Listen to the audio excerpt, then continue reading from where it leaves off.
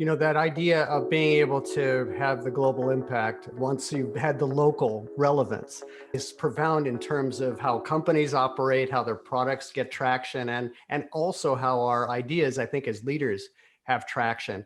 In my careers, I migrated from being a chairman and chief executive of companies and a builder of companies to become an executive coach. I look at you as a person who's great at coaching people to develop themselves. And it's been a privilege to have an opportunity to learn from you and work with you. What sort of advice would you give the 20-year-old version of Cristiano that you know now, that you wish you would have known when you didn't yet know that you were going to be a chief executive someday?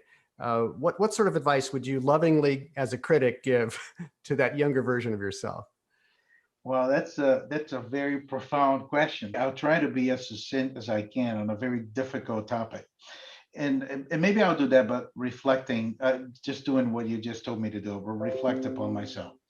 I'll just say, number one is it's very important to have goals. Like if for me, when I look back in time, even if the goals are very ambitious, but not having goals or very clear objectives where you wanted to go with your career, with your business. In some aspects, for me, it's been things that were kind of would slow me down. Even if you put a high enough goal, but it's very important to have a goal. Second, it's always be open. To understanding how the things that you know well, the things you don't know well, and you need to find people that know this better than you do. Look, I got one incredible advice in my career. I have somebody that I work for, and he gave me this advice once. He basically said, Cristiano, the most important thing for you is to know the limit between your area of competence and your area of incompetence. And this is how you manage your career. You go all the way to that line and you stay there until you can push the line forward.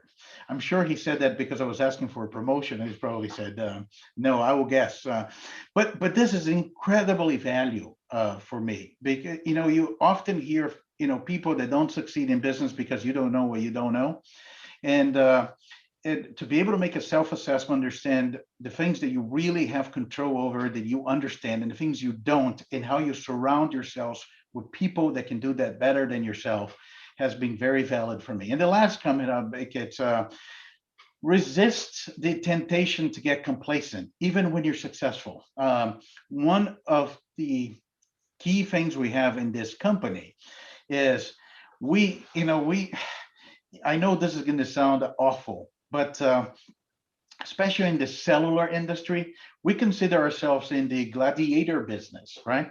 So we have to win. We have to win or lose the company every 6 months. Every 6 months, because of the pace of technology, because of whether we win the designs or we lose the designs, once a year, twice a year, you have to win and you have to reinvent yourself. It's like the gladiator business. You go to the Coliseum, you have three outcomes. You're victorious, you lose, or you both lose, right? And then if you're victorious, you only earn the right to go to the Coliseum one more time. And that's how we feel, about our business. So always resist the temptation to be complacent, even when you are successful. There was a time that accelerated the disruption and change that we're all feeling, to your point, and giving you a sense of almost existential urgency to continue to find ways to please the customer, to continue to find ways to deliver for customers, because they're also going through their own change and crisis. And when you talked about reaching out internationally and being relevant locally, that's just seems to me now to be more mission critical than ever.